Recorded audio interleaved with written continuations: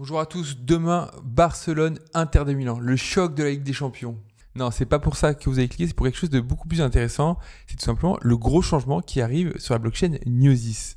Voilà, vous ne le savez peut-être pas, il va y avoir un hard fork tout simplement de la blockchain Gnosis. Voilà, c'est l'apocalypse, tout va changer, vous n'y comprenez rien, et bah ça tombe bien parce que moi aussi, et je vais vulgariser les termes avec vous. Ce qu'il faut retenir, c'est tout simplement que Gnosis, ce n'est pas une layer 2 d'Ethereum ou autre, c'est une blockchain à part mais compatible VM. Donc cette blockchain, pour être toujours compatible, elle doit suivre certaines mises à jour de la blockchain Ethereum. Et c'est pour ça qu'elle s'appelle Prectra, c'est tout simplement la contraction de Prague et Electra. Alors qu'est-ce qu'il y a dans Prague, qu'est-ce qu'il y a dans Electra, je ne sais pas du tout, je vais découvrir avec vous. Que vous avez à l'écran, c'est pas du tout une blague, c'est le compte officiel de Gnosis Chain. Et qu'est-ce qu'ils annoncent? Ils annoncent tout simplement un live pour suivre ce déploiement en direct. Donc si vous ne savez pas quoi faire demain à 15h, allez faire un tour. En plus, c'est moins cher que Beansport ou autre pour regarder la Ligue des Champions. Et c'est encore moins cher que les frais sur la blockchain Gnosis. Et vous allez voir, ils vont peut-être descendre, enfin on verra ça plus tard. Il y a un truc qui est encore moins cher, c'est de s'abonner et de liker cette vidéo. Si ce genre de contenu vous plaît, n'hésitez pas à faire une petite action, ça ne vous coûte rien, je vous le rappelle. J'ai jamais vu ça, mais pourquoi pas, la mise à jour est prévue à 14h heure UTC. Alors pourquoi pas, c'est un fuseau horaire, mais surtout à 14h, 3 minutes et 40 secondes. Quelle précision, franchement. Pourquoi aller si bas, je ne sais pas. Voilà, peut-être c'est pour concurrencer les JavaScripteurs. Et oui, pour les JavaScripteurs, la migration n'est pas le 30/04/2025, mais le 30/03/2025. Allez, j'arrête parce qu'on va vous perdre, on va se lire tout simplement cette mise à jour. Alors le hard fork Pectra sur Gnosis Chain est une mise à jour majeure du réseau visant à améliorer ses performances, sa scalabilité, son expérience utilisateur, tout en restant aligné avec la feuille de route d'Ethereum. Ce hard fork introduit plusieurs mises à jour d'Ethereum pour optimiser le réseau et préparer le terrain pour les fonctionnalités avancées. Il a été validé sur un réseau de tests, Shadow, que je ne connais pas. Voilà, pour vulgariser, tout simplement avant de déployer en production sur le vrai environnement, voilà, qui vont affecter directement des applications qui sont déjà en production comme AAV, le RMM ou autre. Et ben voilà, on déploie sur des environnements de test, on fait tous les tests. Voilà, une fois que c'est solide et validé, bam, ça part en prod. C'est ce qu'on appelle le mainnet Gnosis Chain. Quels sont les objectifs principaux de Pectra? Ils sont simples. Le premier, c'est d'améliorer la scalabilité. Pectra optimise la gestion des transactions et des frais pour réduire les coûts et augmenter l'efficacité du réseau. Ensuite, résolution des limitations du Proof of Stake. Ces ajustements sont apportés pour renforcer la robustesse et la sécurité du mécanisme de consensus. Mais surtout dans la partie qui vous intéresse, l'expérience utilisateur, elle sera meilleure car il y aura l'introduction de nouvelles fonctionnalités pour simplifier les interactions avec le réseau et notamment avec les comptes utilisateurs. Ok, c'est bien beau tout ça, mais qu'est-ce que c'est concrètement? Tout simplement, c'est du batching de transactions, c'est-à-dire que vous pouvez faire plusieurs transactions à la fois. Par exemple, supposons que vous êtes sur Gnosis, vous êtes le wallet A, vous voulez envoyer à B, C, D et E, voilà, à 4 personnes différentes, et vouloir envoyer 4 types de tokens différents avec 4 quantités différentes, voilà, on va vraiment dans les cas extrêmes, et ben avant il fallait faire 4 manipulations, et maintenant vous en ferez plus qu'une. Sachez aussi que les transactions pourront être sponsorisées, c'est-à-dire permettre à un tiers de payer les frais. Actuellement, quand le wallet A exécute une transaction, c'est wallet A qui paye les frais de transaction. Mais peut-être que voilà, s'il veut interagir avec le RMM, voilà, j'ai pris une application totalement au hasard, mais peut-être que c'est le RMM qui payera les frais de transaction. Donc pour l'utilisateur, ça sera transparent. Et par exemple, quelque chose qui pourrait améliorer le onboarding sur des plateformes comme Realty. Ouais, je ne sais pas comment vous avez commencé, mais moi j'ai commencé par carte sur Walletless avant de transiter tout simplement sur un hot wallet puis sur un cold wallet.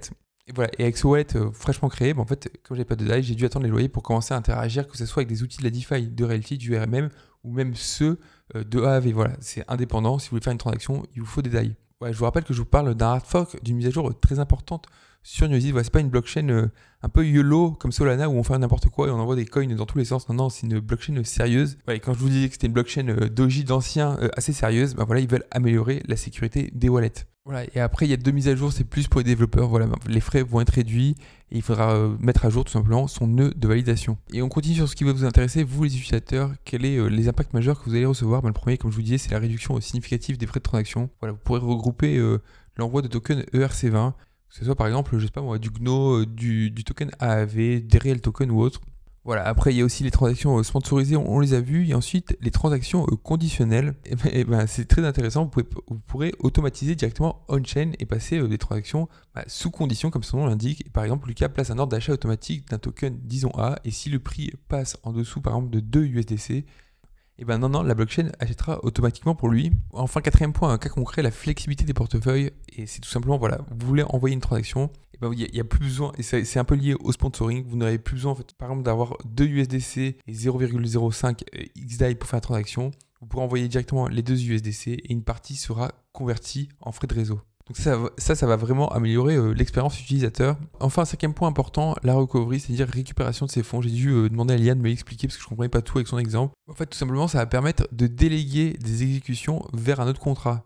Voilà, par exemple, si je prends le cas de Paul qui configure un Guardian multisig, famille plus service tiers, avec un time lock de 48 heures, c'est-à-dire 48 heures qui sont verrouillées, les fonds ne peuvent pas bouger. Bah, à quoi sert tout ça? En fait, tout simplement, c'est pour récupérer ces fonds s'il perd sa clé. Donc on va le voir, il y a des mécanismes de sécurité pour prévenir des attaques extérieures. Voilà, quelque chose qui peut être utile. Voilà, par exemple, si vous vivez en famille, ou par exemple pour une DAO, s'il faut sécuriser des fonds. Comment ça marche concrètement? Il y a une délégation de code. Donc en fait, le wallet, il va commencer à déléguer. C'est un peu comme le Newsys Safe au final. Il va dire ces adresses et ces adresses peuvent faire des actions. Donc ça, c'est pour la partie délégation, exécution. Et pour la partie social recovering, multisig, multisignature. Bah voilà, le wallet va définir un ensemble de guardians, c'est-à-dire un ensemble de wallets tiers de confiance, famille, amis, ou pourquoi pas des services tiers, voilà, des boîtes qui seront, voilà, des boîtes ou des DAO qui seront chargées d'exécuter par exemple pour récupérer des fonds. Comment les fonds seront récupérés? Ben pareil, il y aura un threshold, un seuil qui sera tout simplement défini. Dans le cas ici, c'est par exemple 2 sur 3 dans l'exemple, c'est-à-dire que le wallet en question se dit voilà, ça, c'est mes tiers de confiance, ils sont 3. Par exemple, voilà, on va reprendre l'exemple par exemple, famille, un membre de la famille, un ami de confiance et un service tiers. Il faut qu'il y ait au moins 2 signatures sur 3. Et pareil, le time lock, comment ça va fonctionner? En fait, la transaction de recovery est soumise, mais ne peut être exécutée qu'après X secondes. Dans notre cas, c'est 48 heures, laissant une fenêtre d'annulation en cas de tentative de fraude. Donc voilà, les fonds, les tokens ne sont peut-être plus perdus à jamais. Ça peut, ça peut être non compliant Bitcoin ou autre, c'est ce que j'arrive à comprendre. Mais voilà, il faut bien comprendre qu'aussi, on commence à vieillir et il faut quand même commencer par exemple à transmettre ces tokens. Et sachant qu'il y en a aussi, je pense, qui ont oublié leur site phrase. Hein. Et donc c'est pour ça, rien de mieux que de le faire sur une blockchain d'anciens doji, entre guillemets. Voilà, et en termes de prévention de retrait non autorisé, si un attaquant tente de soumettre un retrait, le time lock et le seuil de signature l'empêchent d'agir seul. Et bien sûr, n'importe quel guardian peut annuler la transaction avant l'expiration du time lock. Voilà, s'il y a quelque chose de suspect, pas de panique. Donc voilà, vous savez tout sur le hard fork. Voilà, vous savez tout ou plus ou moins à peu près. Je vous rappelle que je suis qu'un particulier qui documente son parcours sur la blockchain. Donc voilà un peu pour cette veille techno. Peut-être qu'on fera une analyse technique du GNO. Voilà, GNO qui est tout simplement le token de la DAO Gnosis qui gère la blockchain en question. Voilà, et si vous voulez que le GNO soit élu, j'ai fait un petit post sur ma chaîne, donc n'hésitez pas à aller voter, on fera de l'analyse technique. Voilà, est-ce que ça sera du TradingView ou du Miniscan? On verra. En tout cas, bref, je vous souhaite à tous une bonne journée. Allez, ciao.